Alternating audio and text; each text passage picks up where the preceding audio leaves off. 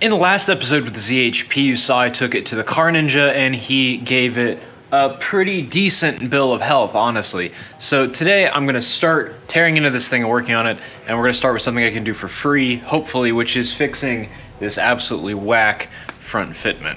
But first we gotta get the car in the air.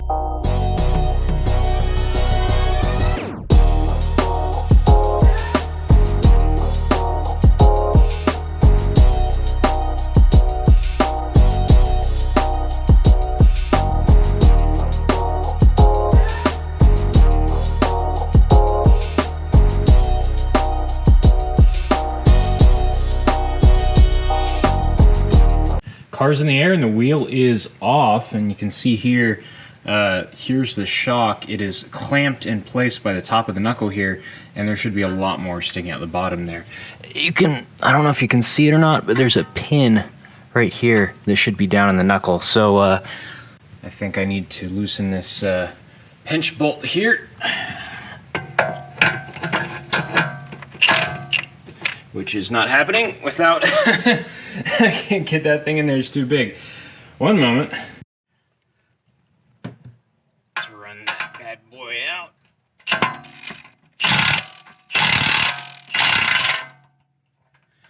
That's not the direction I wanted it to go.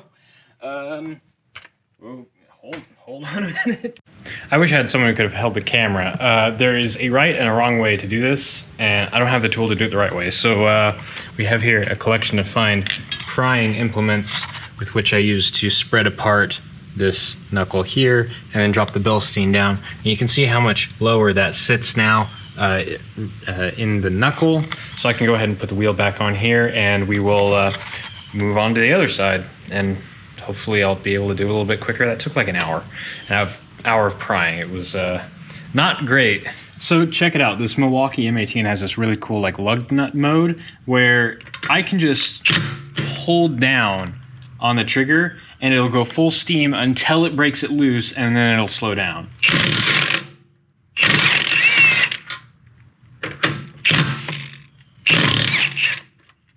Yeah, it stops on its own. It's pretty neat. So you can see here how little of the shock is actually sticking through the knuckle versus on the other side. And also there's like a couple extra sensors here. That's kind of interesting. Looks like that's a wear sensor. Did the other side have that? I don't remember. Anyway, I'm gonna remove that pinch bolt entirely and see if we can get the shock to slide down. I've got the jack underneath the control arm so that it doesn't all fall down immediately once I release tension on the pinch bolt. So, yep.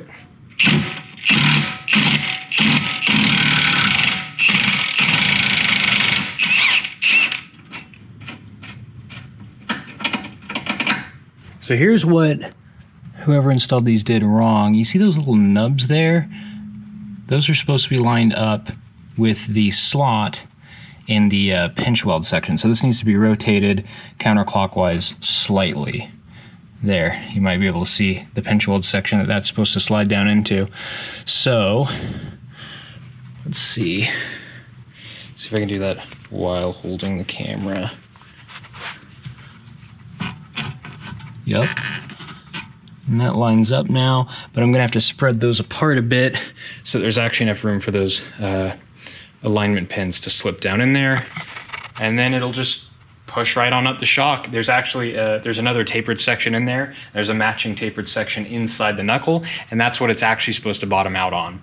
So it'll only go up so far. Both of those alignment pins, I didn't know if you noticed, there's another one about 1.5 inches up the shock body. Both of those alignment pins should disappear into the knuckle, and that's when you know you're good. There, you can see as I'm spreading that, it's moving down. I think I need to give it a little more sauce. I'm just jacking up lower control arm so that there's a little bit of the springs tension on there. And then I've just got a claw hammer in there like that. I'll be honest, this is kind of sketch. Not a huge fan. Okay, how much further do we have to go? Looks like we've got the other alignment pin, and I'm gonna need both hands for that. So next time you see this, it should be done.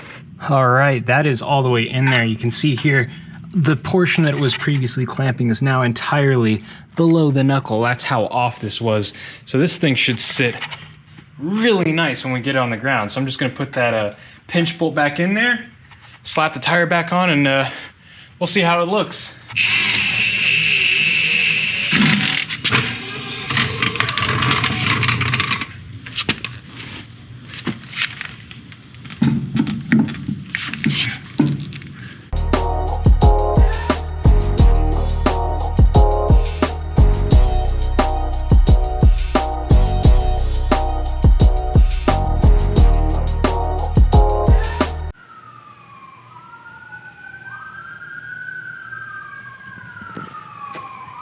The police are coming because it looks so good.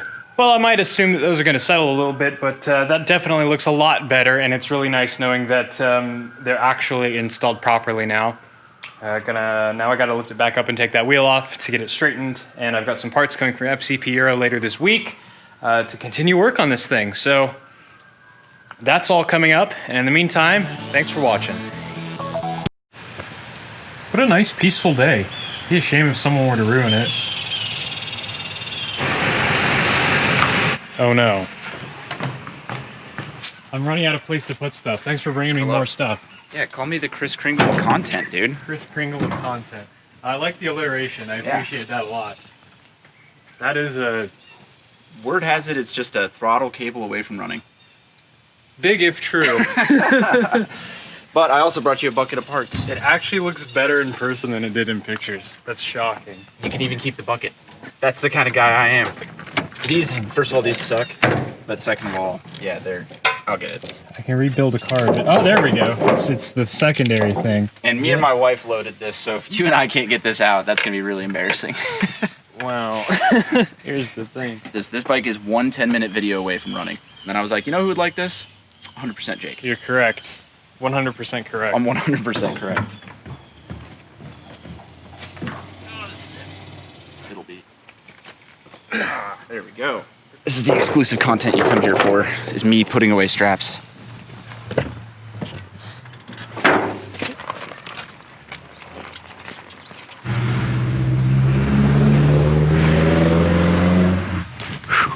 Thank God this is an action cam for all this action. First ride complete.